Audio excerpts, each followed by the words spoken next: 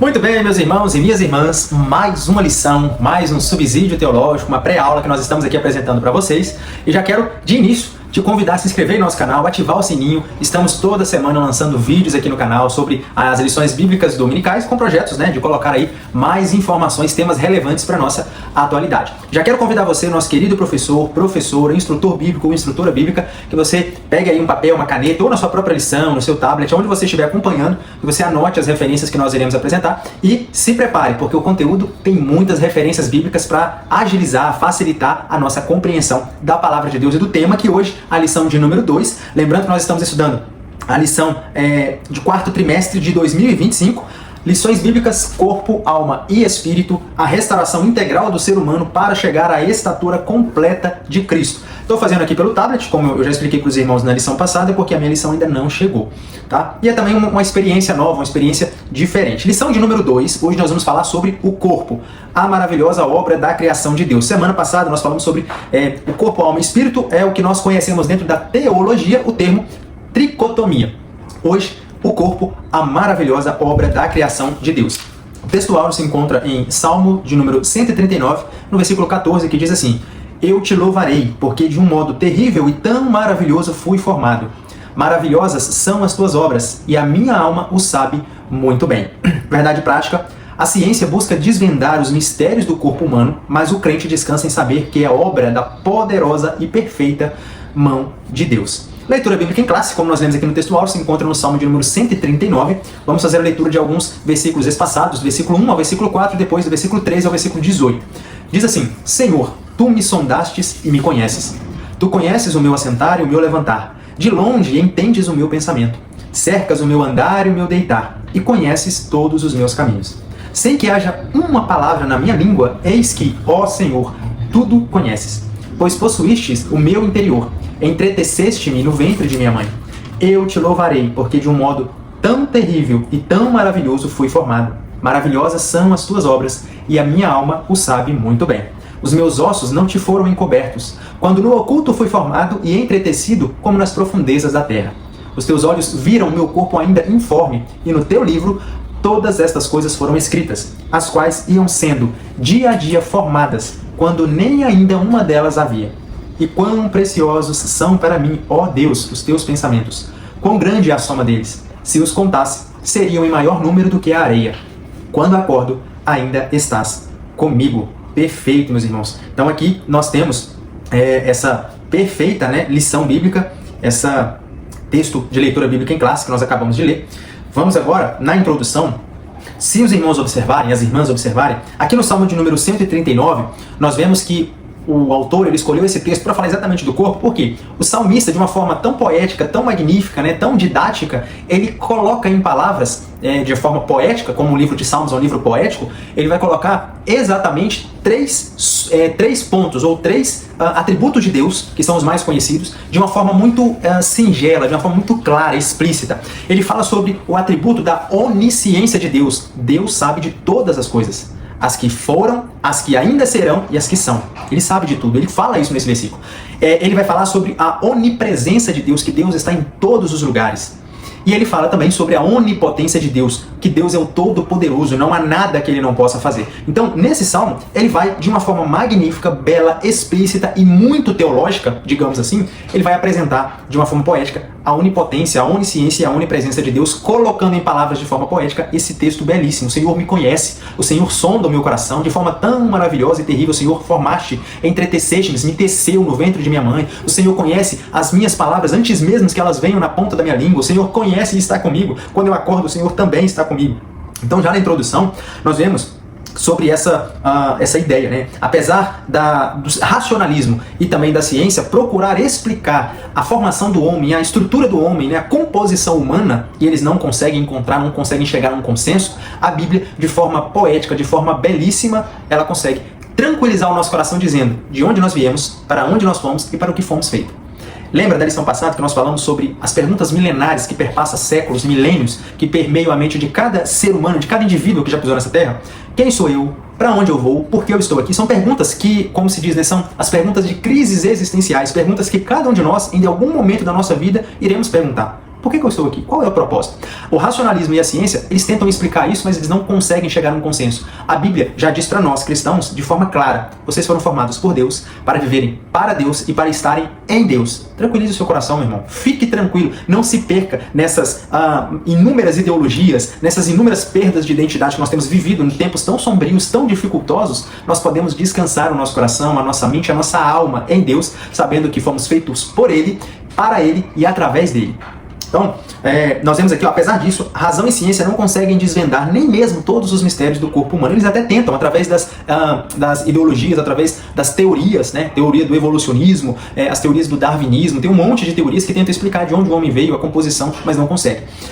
Como resultado, o homem pós-moderno vive uma grande crise de identidade. Isso nós vivemos hoje, em pleno século XXI, no ano de 2025, nós vemos como a nossa sociedade ela está bagunçada, distorcida, afastada do Criador, porque não consegue entender de onde foi que viemos, não consegue entender para quem nós vivemos, não consegue entender exatamente a pergunta básica que a Bíblia já responde desde séculos passados. E hoje ainda existem pessoas com dificuldade, né? Mas infelizmente não é por conta de dificuldade mental ou racional da pessoa, mas por causa das muitas ideias, das muitas ideologias, das muitas teorias que permeiam, né, nas escolas, no YouTube, nos vídeos, em canais, em vários meios para confundir. Isso é uma das estratégias do inimigo, confundir o próprio ser humano para continuar se afastando ainda mais do Criador. Então já no ponto 1, nós vamos falar sobre a maravilhosa obra de Deus, do pó da terra.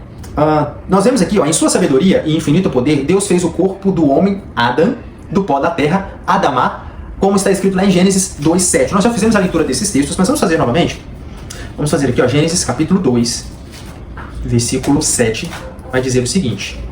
Tem Gênesis 1:27 também, mas Gênesis 2:7 já é a origem da humanidade, né? Depois que Deus formou, criou todas as coisas, e no sexto dia ele vai fazer a finalização, a coroa da sua criação, que é modelar, formar o homem do pó da terra. E aí diz assim no versículo 7, então o Senhor modelou o ser humano do pó da terra, feito argila, e soprou em suas narinas o fôlego de vida, e o homem se tornou um ser vivente. Aqui, a palavra terra significa no hebraico Adamá, e a palavra homem, ela significa Adão. Por isso que o nome do primeiro homem é Adão, porque do pó ele veio. Eu não sei se os irmãos sabem, se as irmãs sabem, mas é uma curiosidade que nos tempos bíblicos, né, é muito comum lá no Oriente, principalmente nos tempos bíblicos, o costume de dar nome às pessoas de acordo com a circunstância, com a situação, com a ocasião em que aquela pessoa ela veio a esse mundo. Por exemplo, no caso de Adão, ele veio do pó da terra. Então, por causa do pó da terra, que se chama Adamá, ele veio e deu-se o nome de Adão. Um outro exemplo muito conhecido é o caso de Esaú e Jacó. A Bíblia vai descrever que Esaú, quando ele nasceu peludo, com a pele avermelhada. E Esaú significa exatamente isso, vermelho ou peludo, né, cabeludo, digamos assim, em termos mais literais, parafraseando o texto bíblico. Esaú significa isso, por conta da característica física visível que havia nele. Já Jacó, a Bíblia vai descrever que por causa de uma ocasião bem específica, né, a mãozinha dele nasceu agarrada no pezinho do irmão que era o primogênito. Devido a essa situação, deram a ele o nome de Jacó, dizendo que ele queria usurpar o trono, o direito de primogenitura do seu irmão. Ele queria, né, enganar, puxar, atrair ali para que ele saísse primeiro. Então, devido a uma situação, uma ocasião em específico, essa criança, né, nós lemos a história de Jacó lá no Antigo Testamento, Gênesis 32, se não me falha a memória, nós vamos aprender sobre isso. Nós vemos o quanto que ele sofreu e o quanto que ele foi caluniado, né, perseguido por conta desse nome, e o quanto isso tornou ele, né, fragilizou ele, criou nele um trauma, mas lá na frente Deus vai mudar o nome dele exatamente para que ele não carregasse mais esses traumas. Então, isso é uma curiosidade para os irmãos. No Antigo Testamento, na cultura bíblica e ainda no Oriente, é muito comum que os nomes das pessoas sejam dados devido a alguma característica física, alguma ocasião que aquela pessoa cresceu, alguma circunstância em específico. Então, aqui nós aprendemos que o homem foi formado do pó da terra. Uma estrutura magnífica composta, segundo estimativas, por cerca de 37 trilhões de células, tecidos, órgãos e sistemas, cujo funcionamento desafia a mais moderna ciência. Deixa eu ver se eu consigo aqui, aproveitar que eu estou no tablet, então tem essa facilidade. Não sei se os irmãos já tiveram a curiosidade de pesquisar sobre a nebulosa de Hélix, ou se os irmãos já viram. É muito comum essa imagem, nebulosa. Tem a nebulosa de Órion, mas eu vou colocar aqui a de Hélix, só para os irmãos entenderem algumas imagens. Quando vocês olham essas imagens, o que vem à mente dos irmãos? O que remete, o que lembra? Olha isso. Olha essa imagem aqui, por exemplo. Isso aqui, só para os irmãos entenderem, é a nebulosa de Hélix, que é muito conhecida como nebulosa de Hélix. Ela se parece com o olho humano. O que eu quero dizer com isso? Se os irmãos observarem, o nosso corpo, ele é, como nós vimos aqui, formado de 37 trilhos, cerca, né, aproximadamente, porque a gente não consegue calcular exatamente, mas né, de acordo lá com os cálculos matemáticos dos cientistas, dos pesquisadores, chegaram à conclusão de que o corpo humano ele é formado por cerca de 37 milhões, trilhões de células, né, de tecidos. O que eu quero dizer com isso? Por que eu mostrei essa nebulosa de Eriks? Isso é no universo. Nesse cosmo que Deus criou, existe essa nebulosa, existem outras, mas essa é muito comum as pessoas fazerem uma comparação com o olho humano, porque o olho humano, no microscópio, ele parece exatamente uma nebulosa solta no universo, de tão grandioso, tão belíssimo, tão rico em detalhes, tão rico em características. Tem certas imagens que você parece com um buraco negro se formando, né? A gente vê imagens do buraco negro no espaço, no cosmo, e a gente vê como é belo. Imagens microscópicas, por exemplo, de uma célula, se você for observar, já foi feito imagens de pegando da pele, adentrando, e ele vai entrando em camadas, você vai vendo ali um mundo microscópio belíssimo, rico em detalhes, que a ciência não consegue explicar. Ou seja, existe dentro de nós, digamos que nós somos um universo de inúmeros seres que vivem dentro de nós. Células, tecidos, órgãos, cada composição do ser humano tem o dedo de Deus. E estudos recentes viram que na nossa estrutura de DNA tem o que eles chamam de a marca de Deus, a identidade de Deus, o dedo de Deus ali, porque tem alguma relevância. Eles descobriram ali, né, eu não sei detalhar para os irmãos agora, porque já tem um tempo que eu li sobre isso, mas eles dizem que no nosso DNA tem a mão de Deus ali. Por quê? Porque é riquíssimo em informações, é um mundo dentro do nosso corpo. Isso só mostra como nós fomos formados por um ser, por um Criador inteligente, um ser sábio, que sabe de todas as coisas. Por isso que nós lemos aqui o Salmo de número 139, o Senhor conhece, o Senhor formou, o Senhor teceu, o Senhor modelou cada parte do nosso corpo ainda no ventre. Esse mistério só pode ser entendido pela fé. Vamos fazer a leitura agora de alguns versos. Hebreus, capítulo 11, lá no Novo Testamento, livro de Hebreus, capítulo de número 11, versículo 3, né? Vai falar sobre a essência da nossa fé, né? O capítulo dos heróis da fé, mas olha o versículo 3, o que ele fala antes.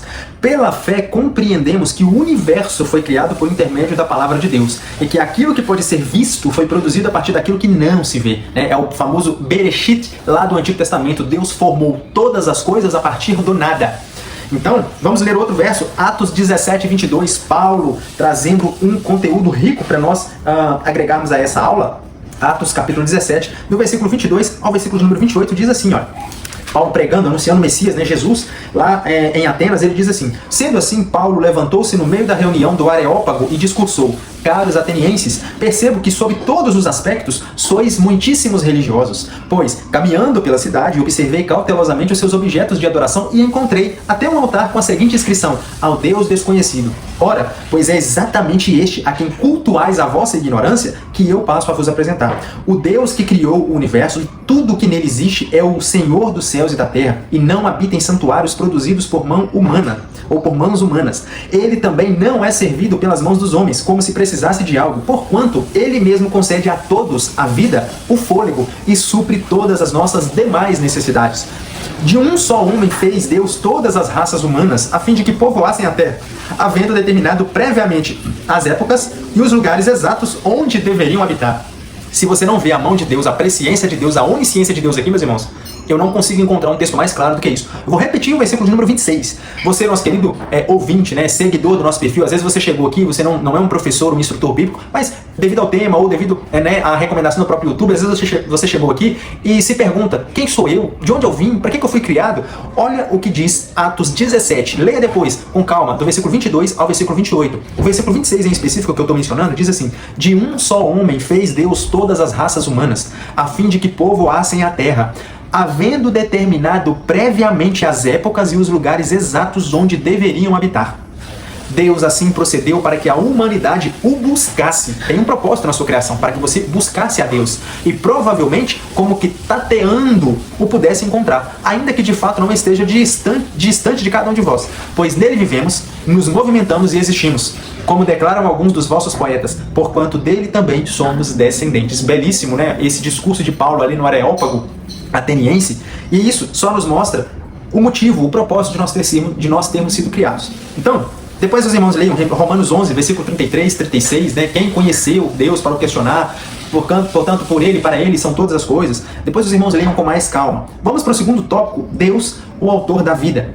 De uma das costelas de Adão formou Deus a mãe de todos os viventes, Eva, em um corpo igualmente maravilhoso, porém tão distinto em anatomia, fisiologia e genética. Isso está registrado lá em Gênesis 1:27 e também em Gênesis 3:20. Lembrando que nós falamos aqui no primeiro tópico sobre a questão do nome. Eva, por exemplo, significa mãe de todos os seres viventes. Então, dado a essa circunstância, Eva recebeu o seu nome diante da sua função, diante da necessidade que havia naquele período. Então, ela foi criada da costela do homem, e isso, Adão ele vira e fala assim, essa agora é osso dos meus ossos, carne da minha carne, ou seja, é igual a mim.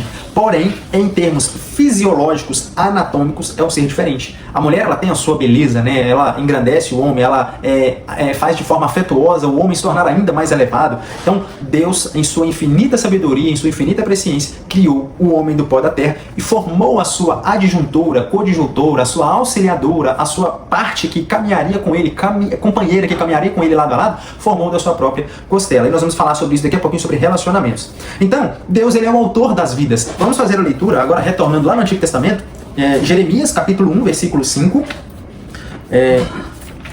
depois de Isaías, um dos profetas maiores que nós aprendemos. Jeremias capítulo 1, versículo de número 5, diz assim, quando Jeremias ele é convocado a pregar, né, aqui é o famoso chamado de Jeremias, que ele começa a fazer assim como Moisés, Senhor, mas eu não sei falar, eu tenho palavras duras, a minha boca não sai nada, não consigo fluir, ó Deus. Olha o que Jeremias fala para Deus. Antes mesmo de te formar, na verdade é Deus falando para Jeremias aqui, né, que no versículo 4, ele vai questionar a Deus, aí Deus vira para ele e fala assim, ó, antes mesmo de te formar no ventre materno, eu te escolhi. Antes que viesses ao mundo, eu te separei e te designei para a missão de profeta para as nações.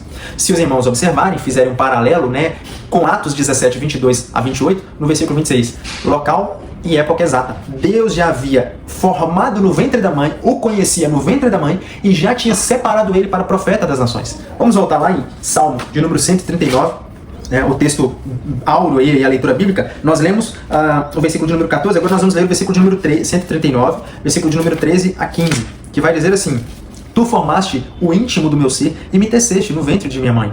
Graças te dou pela maneira extraordinária como fui criado, pois tu és tremendo e maravilhoso. Sim, minha alma o sabe muito bem. Meus ossos não te eram encobertos, quando fui formado ocultamente e tecido nas profundezas da terra. Nós sabemos, meus irmãos, como na lição passada, eu expliquei para os irmãos em questão da tricotomia, né, da composição do homem, da estrutura do homem. Nós somos formados por corpo, por alma e por espírito. Esse vai ser, digamos assim, o tema, o centro dessa lição, porque o nosso corpo, alma e espírito precisam estar relacionados entre si para glorificar o Senhor. Eu não sirvo a Deus, eu não adoro a Deus apenas com a minha alma, apenas com o meu espírito, apenas com o meu corpo. Os três estão interligados, intrínseco, em um só, para que todos esses três, em uma só ressonância, digamos assim, eles glorifiquem a Deus. Então, o que é? Vamos definir aqui novamente, nós já falamos no capítulo anterior, na lição anterior, mas só para os irmãos entenderem. Por que o salmista Davi está dizendo aqui, e a minha alma o sabe muito bem? Ele diz o seguinte: corpo é essa carcaça, é essa aparência externa, né? Isso que eu estou tocando, eu consigo sentir, isso é o nosso corpo.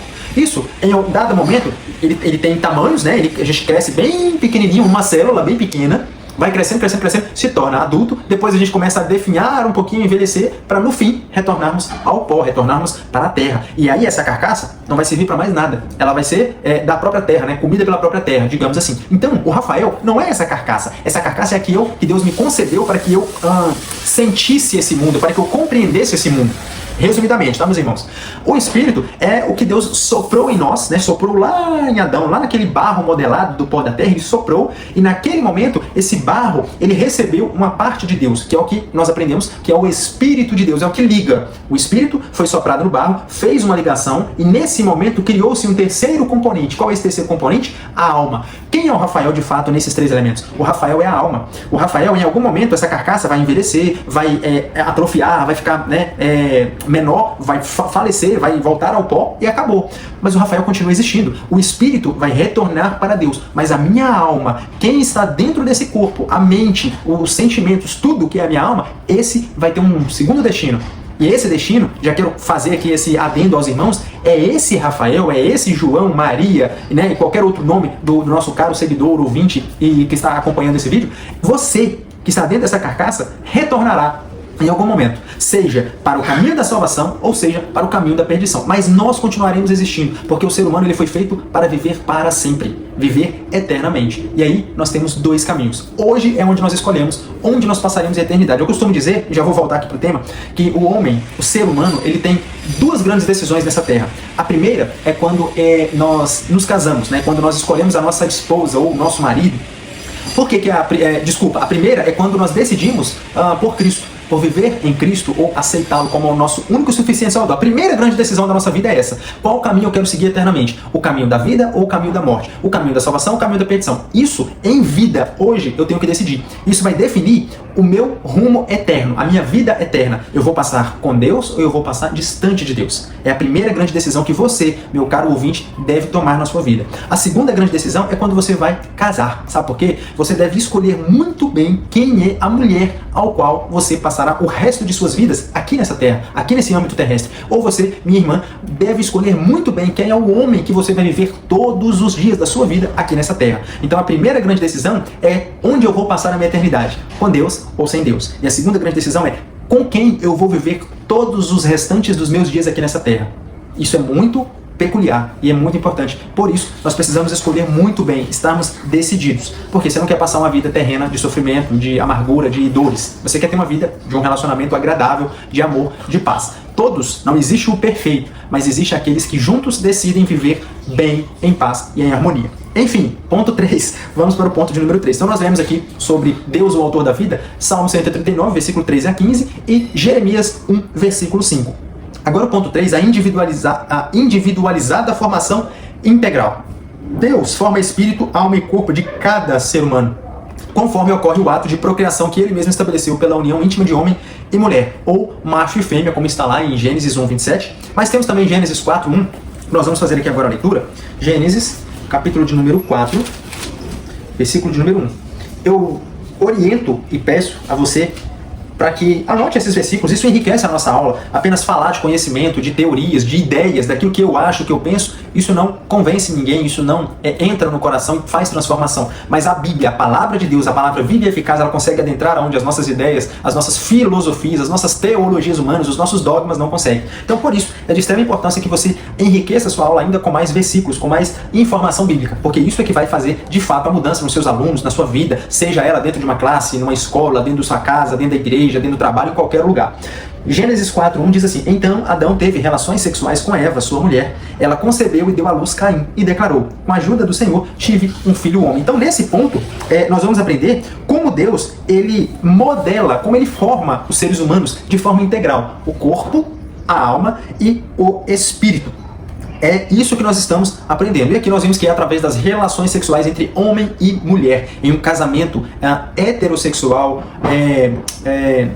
de um homem para uma mulher, monogâmico, um só homem e uma só mulher, e a terceira palavra me fugiu aqui agora, indissolúvel, né?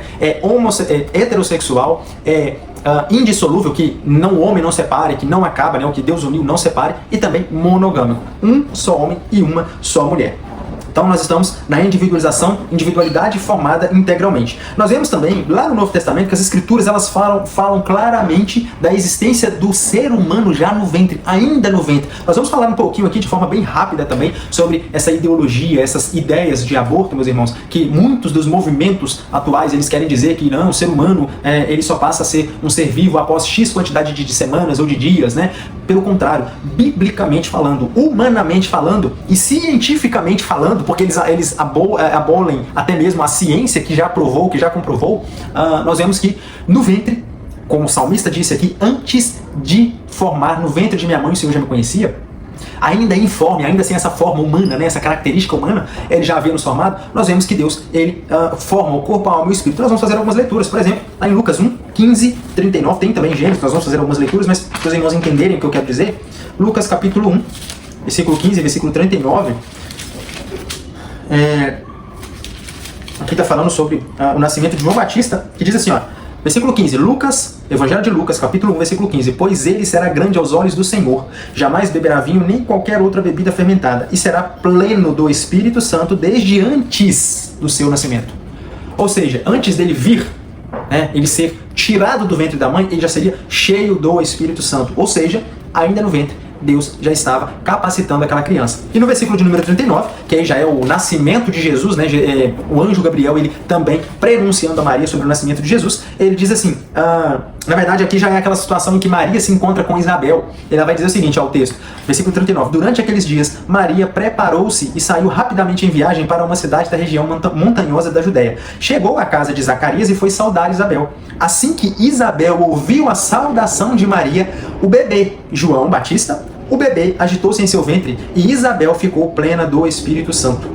E com um forte grito exclamou, bendita és tu entre todas as mulheres, e bendito é o fruto de teu ventre. Temos também outro exemplo, né, para a gente ganhar tempo, depois os irmãos leiam, Gênesis 25, 22, e também em Gálatas, capítulo 1, versículo 15, que vai falar sobre o nascimento de Jacó e Esaú, que já dentro do ventre, antes deles serem formados, já havia aquela briga. E aí, Raquel, fazendo um questionamento para Deus, a Rebeca, né, a mãe de Jacó e Esaú, Rebeca e o seu esposo Isaac, ela já questionava por que essas duas crianças estavam brigando já no ventre, e recebe a revelação de que ali já haviam duas grandes nações, dois grandes príncipes que já estariam em conflito já no ventre. Então é para os irmãos entenderem como Deus ele forma a individualidade do ser humano já no ventre. Nós temos o exemplo aqui de João Batista. Deus já havia dito que ele seria cheio do Espírito Santo, ou seja, não era o Joaquim, o José, o Rafael, o Tiago, era João o Batista, aquele que deveria vir. Especificamente aquele indivíduo deveria nascer naquele exato tempo, naquela exata época, circunstância e situação, e ele seria cheio do Espírito. O mesmo aconteceu com Jesus, o mesmo aconteceu com Esaú e Jacó e outras grandes personagens do Antigo e do Novo Testamento.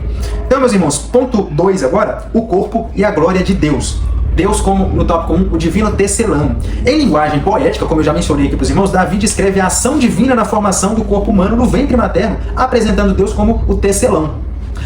Nós vemos aqui que, embora a Bíblia não dependa de confirmação, é relevante considerar que a ciência reconhece a formação dos órgãos e sistema do corpo humano exatamente dos tecidos formados pelas células presentes no embrião. Ou seja, aquilo que o movimento feminista, né, esses movimentos de ideologia, de aborto, abortistas, movimento que querem acabar com a vida, não é o pró-vida, é o que querem acabar com a vida, eles dizem que aquele embrião que está no ventre da mulher é um aglomerado, um amontoado de células. A Bíblia vai descrever, e a ciência já comprovou que, pelo contrário, pelo que caindo por terra, esses movimentos, essas filosofias, essas ideias, é desse pequeno embrião que ali já é um ser humano, já é uma pessoa, um indivíduo que Deus chamou, enviou e colocou naquele ventre, é ali e dali que vai sair todos os tecidos, todas as células, todas as características, todas as formações que vai caracterizar, dar vida à persona que está ali dentro. Então, no tópico 2, é entendimento e louvor. Uma das maiores inquietações do ser humano é quando ele não sabe quem ele é. O que nós temos visto hoje? Talvez aqui no ponto 3 a gente vai falar um pouquinho mais sobre isso, mas só já entrando no assunto, sobre entendimento e louvor. Quando o ser humano ele não entende quem ele é, ou qual o propósito de sua vida, quando ele não entende de onde ele veio, a sua identidade, o ser humano se torna um ser... como que eu posso dizer? Ele se torna um boneco. Ele se torna um ser que pode ser jogado para um canto e para o outro. Sabe por conta de quê? O que nós temos visto hoje? Ano de 2025. Nós temos ouvido aí de um monte de seres humanos que se identificam como cachorro, como lobo, como guaxinim, como raposa. Toda distorção, toda a forma de manipulação, porque aquela pessoa, esse ser em específico, ele não conseguiu compreender ainda quem ele é, de onde ele veio, para quem ele veio e quem o formou. Ou seja, a perda de identidade destrói. E uma pessoa que não entende quem é, que perdeu a sua identidade, a primeira coisa que ela vai fazer é rejeitar o entendimento e o louvor a Deus, ao seu Criador. Aqui Davi está dizendo: quão maravilhosamente terrível forma o Senhor me criou, e a minha alma o sabe muito bem. Davi, de forma poética, ele está expressando o entendimento do seu coração, dizendo assim: Senhor, eu sei que foi tu que me formaste. Senhor, eu sei que antes mesmo de eu vir a esse mundo, ainda no ventre, o Senhor teceu, me modelou, me formou de uma forma tão grandiosa, tão maravilhosa, tão esplêndida. E por causa disso, eu sei, e eu te louvo, e eu te engrandeço, porque eu entendo quem eu sou, para onde eu estou indo, e para quem eu estou vivendo. Então a compreensão da maravilhosa obra divina na formação do corpo humano, ela nos liberta de toda especulação e dúvida. E sabe o que ela produz? Um sentimento de gratidão e louvor. Ou seja, aquela especulação, sabe? Já viu aqueles desenhinhos que tem aqui de um lado do ouvido da pessoa tem um anjinho e do outro lado tem um diabinho, um demoníaco? Falando assim, um falando, não, você veio de Deus, não, o outro, não, você não veio de Deus, não, você veio foi do macaco, que não sei o que tem, tarará, trorô. essas especulações elas são jogadas por terra. Essas dúvidas elas são lançadas no pó. Por quê? Nós sabemos de onde nós viemos. E isso gera gratidão, isso gera louvor dos nossos lábios. Tem dias que às vezes eu converso com a minha esposa, a gente está caminhando na praia ou indo trabalhar, eu contemplo a criação, ela quando está no meio da floresta, no meio dos pássaros, da natureza, ou no mar, assim, a gente contempla, a gente glorifica o Senhor pela criação e por quem nós somos. Porque se não fosse Ele, se não for Ele a criação de tudo, qual o meu propósito de vida? Qual é o objetivo dessa mera existência? Tão pouco tempo teremos, assim como vários textos da Bíblia, né? Tiago, Pedro, fala que a nossa vida é como um vapor, é como um sopro. Se eu não entender isso em vida, eu vou viver uma vida tentando me identificar com qualquer outra coisa, menos com o Senhor. Então, Davi, de forma poética, ele diz: eu te louvarei, porque de um modo terrível e tão maravilhoso fui formado. E no mesmo versículo ele diz: a minha alma o sabe muito bem, Senhor. A minha alma. E quem é a alma que nós aprendemos? É quem de fato eu sou. A minha parte consciente, a minha parte é o eu consciente, né? É a parte pensante, é a parte consciente do ser humano. É quem de fato o Rafael é. A minha alma o sabe muito bem. Quando o homem não se reconhece como obra do Criador, ele vive inquieto em busca de explicação sobre si mesmo e se torna vítima das mais variadas formas de engano, como por exemplo a teoria evolucionista, que você veio de uma ameba, de um macaco, de um X, de um Y, mas nunca que você veio do seu Criador. Isso é uma forma de desprezar a Deus. Romanos 1, nós vamos fazer essa leitura aqui com os irmãos, Romanos 1 vai dizer exatamente sobre isso. Eles conhecem a Deus, mas o desprezam. É uma forma de desprezar. Não glorifica a Deus e se perde em um mundo de idolatria e depravação. Vamos fazer a leitura aqui de Romanos, capítulo 1. Versículo 18, vamos fazer a leitura de alguns textos, só para os irmãos compreenderem. Esse texto ele é muito relevante, porque ele traz Paulo de uma forma tão teológica, tão clara, tão explicativa e explícita. Ele diz o porquê que Deus se ira contra nós, contra as pessoas que não têm fé, contra as pessoas que, intencionalmente, com o coração, premeditadamente, o rejeitam. Olha só, versículo 18. Portanto, a ira de Deus é revelada dos céus contra toda impiedade e injustiça dos homens, que suprimem. Eles sabem a verdade, mas eles suprimem a verdade pela injustiça humana. Pois o que de Deus se pode conhecer é evidente entre eles, porque o próprio Deus lhes manifestou. Ou seja, o ser humano por si só dele olhar para si mesmo, para suas mãos, para o seu corpo, olhar no espelho, ele sabe, eu vim de um ser muito além da minha compreensão. Mas eles ainda assim suprimem essa verdade, pois desde a criação do mundo, os atributos invisíveis de Deus, seu eterno poder e sua natureza divina têm sido observados claramente, podendo ser compreendidos por intermédio de tudo o que foi criado, de maneira que tais pessoas são, a palavra que ele usa aqui é forte, indesculpáveis. Naquele grande dia, as pessoas que negam a Deus, que negam a sua existência, sua formação e criação em Deus, naquele dia, eles vão ser indesculpáveis, porque a própria criação de Deus revela, glorifica, exalta o nome do Senhor. Porquanto, mesmo havendo conhecido a Deus, olha isso, mesmo havendo conhecido a Deus, não o glorificaram como Deus, nem lhe renderam graças. Ao contrário, seus pensamentos passaram a ser levianos, imprudentes, e o coração insensato deles tornou-se em trevas. E proclamando-se a si mesmos como sábios, perderam completamente o bom senso. E aí olha o que vai acontecer. Trocaram a glória do Deus imortal por imagens confeccionadas conforme a semelhança do ser humano mortal. Olha só a segunda parte do versículo 23. Bem como de pássaros, quadrúpedes e répteis. As pessoas estão trocando a imagem e a glória de Deus, pelo qual nós somos formados, né? A imagem e semelhança de Deus, por objetos, por animais, quadrúpedes, répteis, por seres que são criaturas. Por esse motivo, Deus entregou tais pessoas à impureza sexual, segundo as vontades pecaminosas do seu coração, para a degradação dos seus próprios corpos entre si, porquanto trocaram a verdade de Deus pela mentira e adoraram objetos e seres criados em lugar do Criador, que é bendito para sempre. Amém. E assim, se você continuar lendo, você vai ver que Deus entregou-os às próprias paixões carnais. Homem com homem, mulher com mulher, e toda aquela bagunça que a gente tem visto, ouvido sobre a criação e a criatura. Então, uma pessoa que não entende isso, que perde esse senso, como diz aqueles, achando-se sábio, perderam o bom senso, né, o senso da verdade, eles acabam enganando-se a si mesmos e sendo entregues às suas próprias paixões, aos seus próprios devaneios, achando que são animais, que foram criados assim, que são isso e aquilo outro. Então, o perigo dos extremos. Desde os tempos antigos, a humanidade tem oscilado entre dois extremos sobre o valor e a importância do corpo. De um lado, nós temos ali, por exemplo, o pensamento maniqueísta. O que é o pensamento maniqueísta? Ou o platonismo, né, o gnosticismo, como a gente vê no Novo Testamento. É eles dizendo que a matéria, esse corpo, a parte externa do ser humano, ela é algo má, é uma essência maligna, isso não presta, joga-se fora. O corpo de nada serve. Então, eles viam a matéria de forma negativa, considerando o corpo algo essencialmente mal. Do outro lado, havia o quê? O culto ao belo, né? Os gregos, eles cultuavam a beleza a ponto de criarem estátuas perfeitíssimas. E aí nós temos os vícios, o desequilíbrio, né? Os devaneios, a entrega às suas próprias paixões, as automutilações e outras atitudes extravagantes deformam e desonram o corpo. Por quê? O culto à beleza. O que a gente vê hoje? Por exemplo, a gente vê países lá do Oriente, por exemplo, que eles buscam de forma excessiva uma beleza irreal. Pessoas que usam todo tipo de maquiagem, de produtos, de cosméticos, digamos assim, de forma excessiva, para que se pareçam mais belos. Hoje tem maquiagens que afinam o rosto, hoje tem maquiagens que te deixam com a pele mais nova, tem maquiagens que te deixam com a pele mais branca, mais clara, mais nítida, digamos assim. Você vê a busca pela parte estética, né? Muitos tipos de cirurgia. Em momento nenhum, meus irmãos, eu estou dizendo que isso é errado. O que eu estou dizendo aqui, e dentro da lição, é os dois extremos. O culto à beleza é aquela busca excessiva pela perfeição. Hoje nós vemos, por exemplo, homens e mulheres que querem se parecer com personagens de desenho.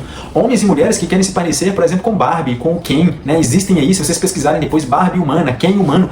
As pessoas eram belíssimas, normal, né? Formadas por Deus. Mas de tantos procedimentos estéticos, milhares de dólares gastados com procedimentos estéticos, essas pessoas ficaram deformadas, porque querem se parecer com um boneco, com um personagem fictício, com algo ilusório, algo irreal, digamos assim. Então esses dois extremos, né? A matéria é má, como diz o maniqueísmo, o platonismo, o gnosticismo, é errado. Por outro lado, os gregos adoravam de forma excessiva a beleza, o culto ao belo. Isso também é errado. Existem inúmeros versículos, né? Levíticos 19 a 28, Provérbios 23, 29 a 25, 1 Tessalonicenses 4, 4. E ainda há um terceiro caminho, o narcisismo. E o que é o narcisismo? Não sei se os irmãos já ouviram falar, existe um mito grego sobre um homem, que o nome dele era Narciso, daí o nome, né? Daí o nome do transtorno, que é conhecido como transtorno narcisista. Mas existe um mito grego de um homem chamado Narciso, que ele, olhando o reflexo de si mesmo na água, ele passou a adorar a si mesmo, de tão belo que ele era, de tão formoso que ele era, que ele falou: ninguém me merece, porque eu sou tão belo que eu não posso ter uma pessoa do meu lado que não é digna de mim, que não é tão belo como eu. E aí nasceu o culto ao ego, é o famoso egocentrismo, né? A pessoa no centro. Quando nós estamos em um culto, por exemplo, ali nós dizemos que o culto ele é cristocêntrico, porque Cristo no centro, é um culto de adoração e louvor a Deus, teocêntrico ou cristocêntrico, um culto de louvor e adoração a Cristo. Hoje nós vemos muitos cultos egocentristas, que são cultos de adoração ao próprio homem, né? As pessoas desfilando, cada um mais bonito que o outro, cada um com um penteado mais belo que o outro, cada um com uma roupa mais bonita do que a outra, os famosos pavões religiosos. Isso vem desse mito grego de Narciso, que é o que hoje é conhecido como os narcisistas. São pessoas totalmente egocêntricas, egoístas, amantes de si mesmos, como diz lá em 1 Timóteo capítulo 4.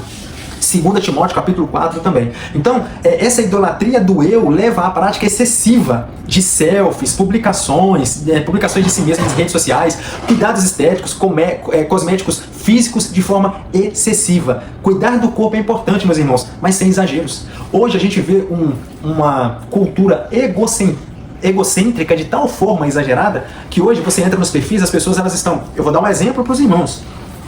Já, se você abrir Facebook, Instagram, né, TikTok, hoje, graças a Deus, aqui em casa a gente não utiliza mais essas redes, mas quando a gente via, você vê muito pessoas fazendo de forma egocêntrica selfies, fotos de si mesmo, simplesmente para receber adoração, elogio, fãs, né, o famoso fã-clube de tal pessoa. Tem pessoas que com a Bíblia na mão faz assim, por exemplo, mulheres, com a Bíblia na mão tira uma foto de baixo para cima, né, realçando não a Bíblia ou o seu rosto, mas sim o seu atributo feminino, que são, né, a parte de cima. E o que elas fazem? Louvando ao Senhor, bem-aventurado é o homem, né?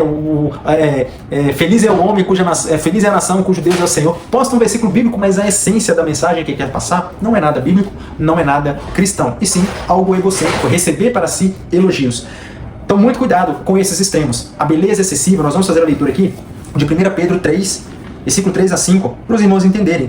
Infelizmente, muitas pessoas entendem textos como esse de forma também extremistas, são o que a gente entende de dogmas religiosos. Eles querem criar regras e doutrinas em cima de textos como esse, mas não é a mensagem que a Bíblia está dizendo. Vou fazer a leitura para os irmãos. 1 Pedro, capítulo 3, versículo 3 a 5, que é como deve viver a família cristã, as pessoas, né, da criança ao adulto. Ele vai falar assim, ó, portanto, ele está falando sobre as mulheres aqui. Portanto, o que vos torna bela e admiráveis não deve ser os enfeites exteriores, como as tranças do cabelo, as finas joias de ouro ou o luxo dos vestidos. Pelo contrário, esteja em vosso ser interior, que não se desvanece toda beleza que se revela mediante um espírito amável e cordial e cordato, o que é de grande valor na presença de Deus. Porquanto, na antiguidade, nós estamos em 2025 lendo um texto do primeiro século, e no primeiro século eles já estavam citando coisas lá de séculos e milênios para trás, né? E na antiguidade, olha o que ele vai dizer, que é Pedro citando o exemplo de Sara, a esposa de Abraão, por exemplo. Porquanto na antiguidade era desse modo, que as santas mulheres que esperavam em Deus costumavam adornar-se. Elas eram dóceis cada qual para com seu próprio marido, como Sara, que obedecia a Abraão e o chamava Senhor. Dela sois filhas, se praticardes o bem, sem qualquer espécie de receio. Então, aqui nós estamos vendo um conselho, né, um conselho pastoral, um conselho apostólico de Pedro, um conselho bíblico de forma simples. O entendimento é claro. O que deve transparecer na beleza do ser humano não é o excesso, não é, os vestidos extravagantes, as joias brilhantes, as tranças no cabelo. Por que ele está falando isso? Porque isso era o costume da época. As tranças, as mulheres fazerem tranças diferenciadas, né? Era comum usar todo tipo de bijuterias, né? Vou usar bijuterias, joias, cada uma mais bonita do que a outra, maior do que a outra, mais brilhante do que a outra, vestidos de forma extravagante, belo, grande, arredondado, que dava ainda mais forma e tudo. Não era isso que deveria ser no meio das irmãs cristãs, o que as tornassem bonitas, mas sim uma vida comum, de prática, de amor, de cordialidade. Ou seja, aqui Pedro está tratando sobre o que Paulo vai falar do homem exterior, que é o nosso corpo, com o nosso homem interior, que é quem realmente nós somos. Que o que deixa a pessoa bela não é a sua excessividade, mas sim a sua humildade, honestidade, simplicidade. Tem pessoas que se vestem de forma simples e ficam extremamente elegantes. E tem pessoas que se vestem extremamente elegantes e se tornam feias, né? Estranhas. As pessoas criam aquele sentimento de repulsa. Nossa, que coisa que não combinou. Então é esse excesso, tá, meus irmãos? Enfim, ponto 4, princípio ou regras. Tem também, depois os irmãos leiam, anotei aqui, 2 Timóteo capítulo 3, versículo 2, 1 Pedro 3, versículo 3 a 5, como nós acabamos de ler, e temos também 1 Coríntios 6, 12, que é onde Paulo ele vai dizer que o cristão ele deve ser equilibrado em tudo, no seu modo de vestir, no seu modo de falar, no seu modo de se portar, tudo, em tudo, o cristão precisa ser moderado, equilibrado. 1 Coríntios capítulo 6, versículo 2. Princípios ou regras, ponto 4.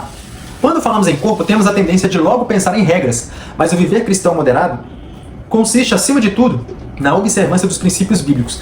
Tem um texto bíblico de 1 Coríntios capítulo 10, versículo 31, que eu gosto muito. É um versículo bem pequeno, bem simples, que ele diz assim: quer comais, portanto, quer comais, quer bebais, quer façais qualquer outra coisa, fazei tudo para a glória de Deus. A ideia, né, eu estou pegando só o versículo, mas o contexto desse, que chega nesse, que culmina nesse versículo, dá a ideia que Paulo está querendo dizer ali para os coríntios o seguinte: o simples fato de beber um copo d'água, uma coisa corriqueira, às vezes você está com sede, você vai lá e toma e nem percebe, né? Tomou, matou a sede, acabou, é algo tão habitual, tão comum para nós.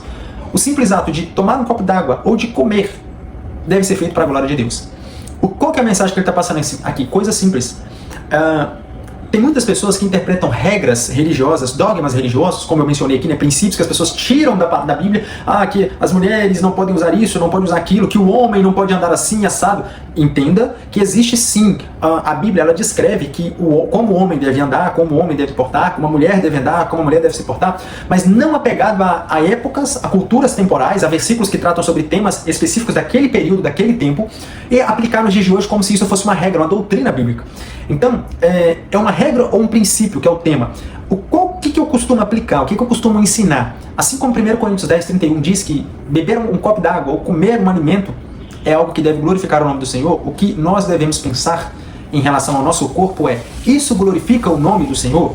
Isso que eu estou vestindo, que eu estou colocando como adereço, um boné, um cordão, uma pulseira, um brinco, um óculos, sei lá, eu estou pegando algumas coisas de adereços, né, de adornos, digamos assim, glorifica o nome do Senhor? Se eu posso, por exemplo, usar, não o homem, né, falando da mulher, da esposa, se a mulher pode usar um brinco, qual o tamanho do brinco deve ser ideal? É grande, é pequeno, é meio, é argola, é pena, o que é? As regras humanas ditam que não podem, não usem, não façam, mas o princípio bíblico é: glorifica o nome do Senhor, isso exalta a Deus. O exagero, a forma que está sendo usada, porque o nosso corpo ele é templo e morada do Espírito Santo. Então nós precisamos lembrar disso quando nós estivermos fazendo qualquer coisa que possa trazer uma mensagem diferente da que nós queremos passar. Quando você veste uma roupa para ir para o culto, provavelmente você vai vestir uma roupa que você está se sentindo bem, dependendo do dia, você quer vestir uma roupa de determinada cor ou de determinado formato, e isso vai refletir que você está feliz, determinada cor vai transmitir que você está em paz, determinada cor vai transmitir que você está triste. Isso é o que nós precisamos carregar na nossa mentalidade quando nós formos usar o nosso corpo. Eu estou pegando coisas simples. Uma coisa que eu aprendi com os puritanos, tem um livro chamado Santos no Mundo. Obrigado, minha esposa me lembrou aqui, porque são tantos livros. Tem um livro chamado Santos no Mundo, que conta a história dos puritanos, a vida comum dos puritanos.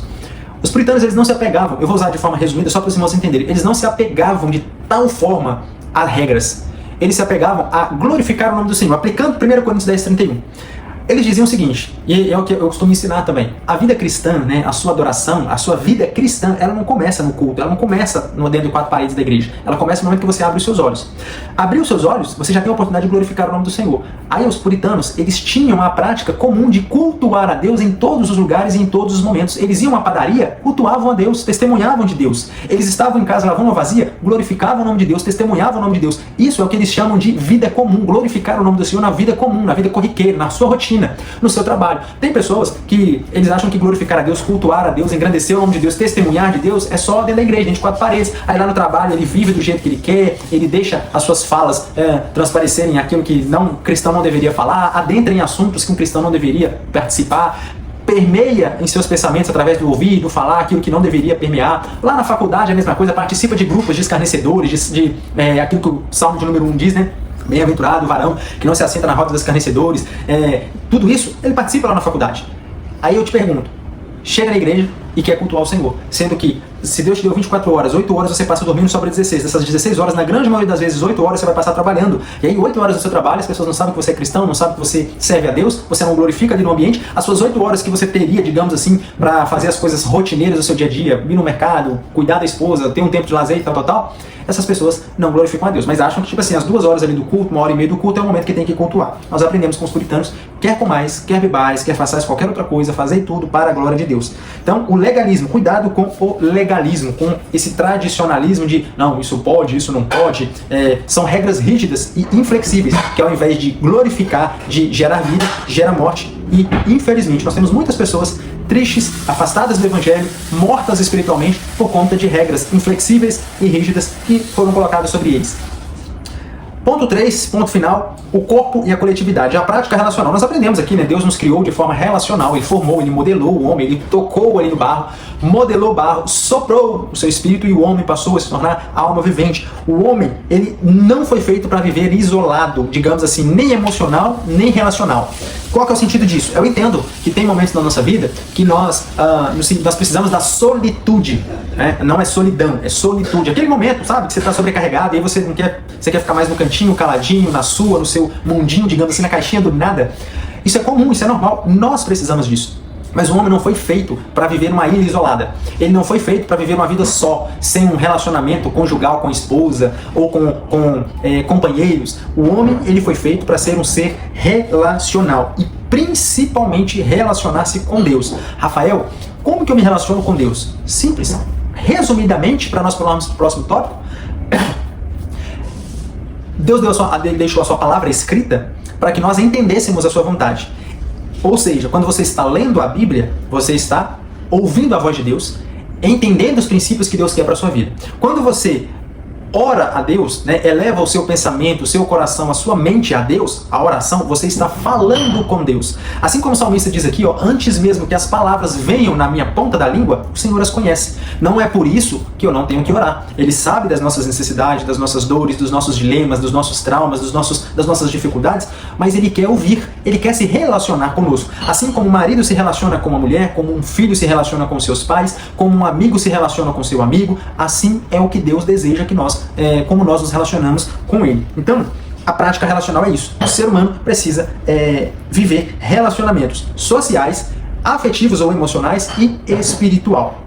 Segundo, a prática congregacional. Nós lemos, por exemplo, em Hebreus 10, capítulo 10, versículo 24 e 25, sobre a prática de congregar. É importante você estar em um meio de pessoas que pensam, né, que ensinam a Bíblia, que pensam biblicamente, que ensinam biblicamente, que cultuam biblicamente, para que você não seja enganado pelas vãs filosofias, pelas teorias, pelas teologias humanas que são criadas muitas das vezes para nos confundir.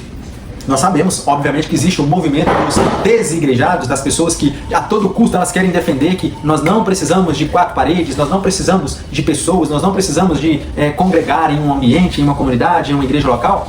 Mas nós sabemos que esse tipo de ensino, de afastamento, não é bíblico.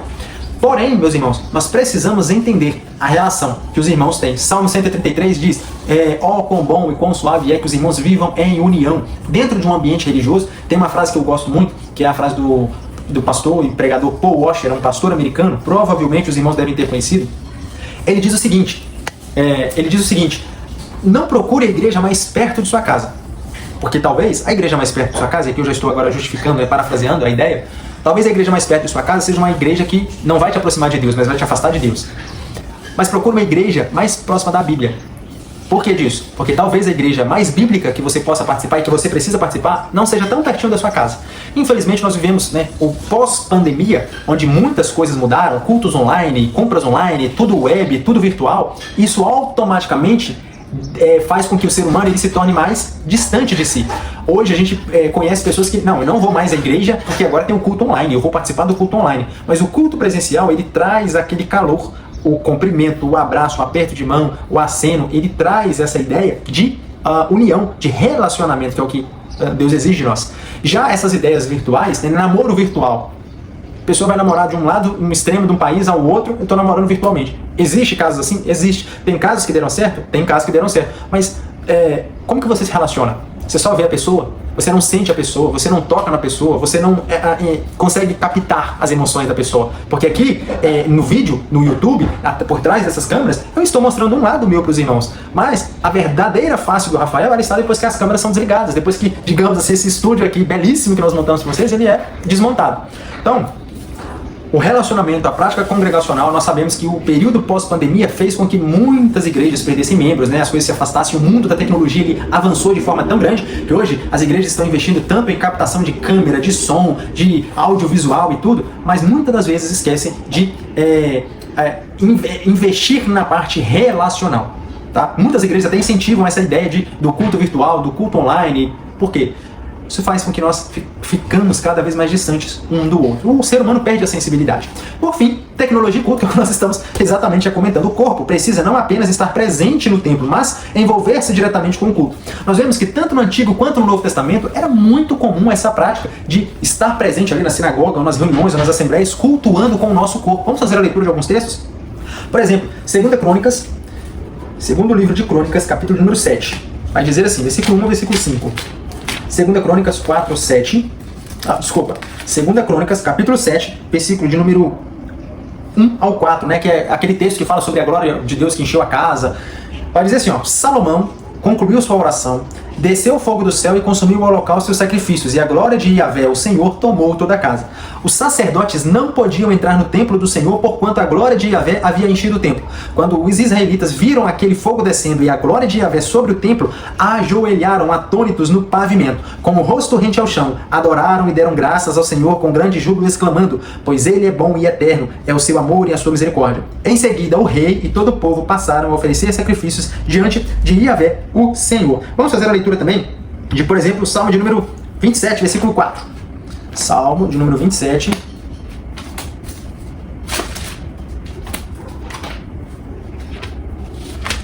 Versículo de número 4. Diz assim o texto. Um anseio manifestei ao Senhor e sua realização buscarei, que eu possa viver na casa do Senhor todos os dias da minha vida para contemplar a glória do Senhor e buscar a sua orientação no tempo. Salmo de número 100, versículo de número 2 a 4.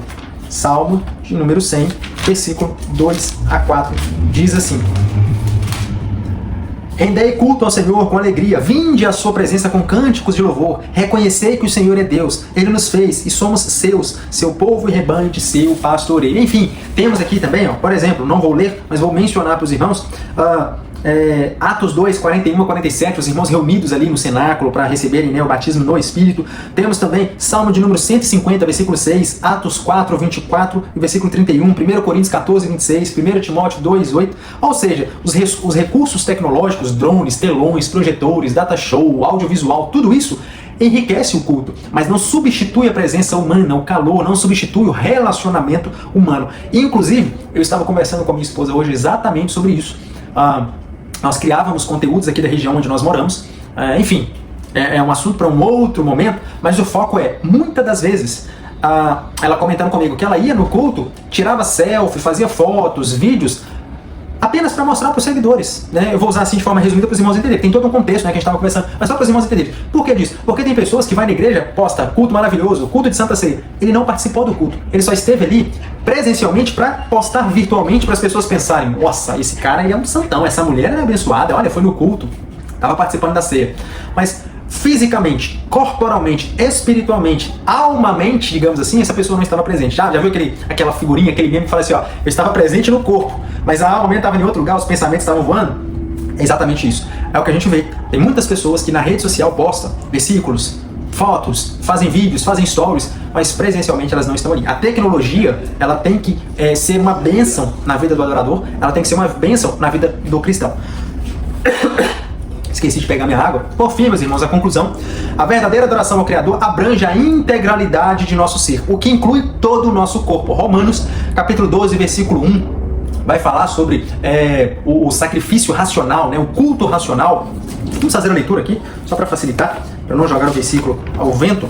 Temos aí Romanos capítulo 12, 1 Coríntios 6, 20, já vai anotando aí para você enriquecer sua aula, mas diz assim o versículo. Às vezes eu não gosto de mencionar só da mente, fazer esse tato bíblico, digamos assim, achar o livro e tudo, e lê-lo para os irmãos, porque às vezes, né, nós temos pessoas aqui que, né, não conhecem a Cristo, ou às vezes chegou a esse vídeo como recomendação do YouTube e não tem a prática de fazer a leitura bíblica. Então a leitura bíblica é de extrema importância. Diz assim Romanos 12, 1, portanto, caros irmãos, rogo-vos pelas misericórdias de Deus que apresenteis o vosso corpo como um sacrifício vivo, santo e agradável a Deus, porque é o vosso culto racional, ou aqui na minha tradução é o culto lógico.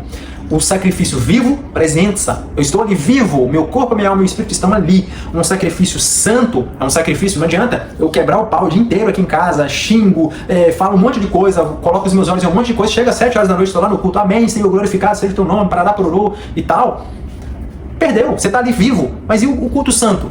E o seu corpo, que é a morada do Espírito? Então, é um sacrifício, é um culto racional, porque é um sacrifício vivo, santo e agradável a Deus. Não é para te agradar, é para agradar o Senhor, tá? 1 Coríntios capítulo 6, versículo 20 também. Então é isso, meus irmãos, que nós possamos santificar o nosso corpo de forma racional, para que a glória, o culto ao Senhor seja grandioso, seja verdadeiro, seja um culto de adoração genuína. Amém? Obrigado aos irmãos que chegaram até aqui.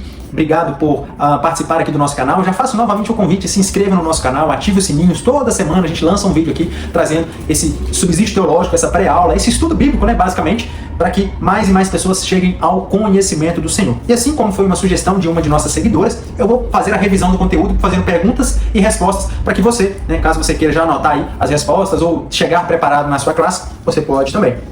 Pergunta de número 1. O que a Bíblia fala sobre o começo da vida humana integral, corpo, alma e espírito? Nós aprendemos, né, como os textos de Gênesis 25, 22, os textos do Novo Testamento de Lucas 1, 15 a 39, né, João Batista e Jesus, que as Escrituras falam claramente da existência da vida completa, corpo, alma e espírito, ainda no ventre. Essa é a resposta. A Bíblia, ela comenta, ela fala sobre a criação integral do corpo, da alma e do espírito ainda no ventre do ser humano. Pergunta de número 2. Como Davi apresenta Deus no processo de formação do corpo humano? Davi, a resposta que nós aprendemos de forma poética, Davi apresenta Deus como um tecelão, como modelador, como criador da vida. Né? Salmo 139, versículo 13 a 15 fala sobre isso. Em linguagem poética, Davi descreve a ação divina na formação do corpo humano no ventre materno, apresentando Deus como o tecelão. Pergunta 3. Quais os extremos quanto ao valor e importância do corpo? Nós devemos lembrar, né, que nós falamos aqui sobre os dois extremos. A parte maniqueísta, gnosticismo, essas ideias e filosofias que dizem que o corpo ele é mau, a matéria ela é maligna, tem que ser destruída, e já pelo outro lado, né, aprendemos com os gregos ali que o culto à beleza também é um outro extremo. Pessoas que levam a beleza ao extremo, excessiva, de adornos, de vestes, de aparência, de cirurgias, de cosméticos, de tudo. Ele tenta colocá-lo como o belo. E aí nós falamos até de Narciso, né, um mito grego de Narciso, de onde surgiu o narcisismo. De um lado, há correntes que consideram o corpo algo extremamente mau, por outro, há os que supervalorizaram o corpo em detrimento da alma e do espírito. Pergunta de número 4. Por que precisamos de vida comunitária? Simples, porque Deus nos fez para nos relacionarmos. Ele não nos fez para vivermos isolados emocionalmente, socialmente nem espiritualmente. O homem não foi criado para viver em uma ilha desértica, onde só ele existe. Ele não tem uma companheira, ele não tem pessoas próximas para se relacionar. Inclusive, em complemento, já foram feitos estudos de seres humanos, né, e até de animais, que colocados de forma isolada, essas pessoas tendem a, vou usar esse termo para os irmãos entenderem, a querer acabar com a sua própria vida, ficam mais depressivos, mais ansiosos, mais tristonhos, mais abatidos. Por quê? Ele não foi criado para se isolar, ele foi criado para relacionar. Então a resposta, Deus nos fez seres relacionais. Isso está explícito na ordem de procriação e enchimento da terra. Portanto, frutificai, multiplicai, e é isso. Pergunta de número 5. Que perigos os recursos tecnológicos apresentam em relação ao culto? O perigo é a distração, né, meus irmãos? É a falta de sensibilidade de adoração. Como nós mencionamos, drones, telões, projetores, data shows, são coisas que beneficiam, que de certa forma trazem uma certa comodidade para o culto. Mas muitas pessoas se distraem com isso, muitas pessoas perdem a essência de adoração do culto por conta dessas tecnologias, principalmente do celular. Pessoas que no momento da oração tá ali conversando no WhatsApp, vendo vídeos, ou durante o culto tá mais preocupado em fazer uma live, em fazer uma postagem, em fazer um vídeo do cara que está cantando, da ceia que está sendo ministrada, mas ele não está ali, ele está corporalmente, mas ele não está racionalmente, como que eu quero dizer, de forma completa, sabe? Não está presente ali. Então os recursos tecnológicos da atualidade, eles são muito úteis, mas usados sem moderação podem nos distrair ou deixar inertes durante o culto. Então, eu quero mais uma vez agradecer a você, meu querido irmão, minha querida irmã, você, nosso seguidor, ou ouvinte que chegou a esse vídeo por recomendação, ou por buscar o tema do vídeo.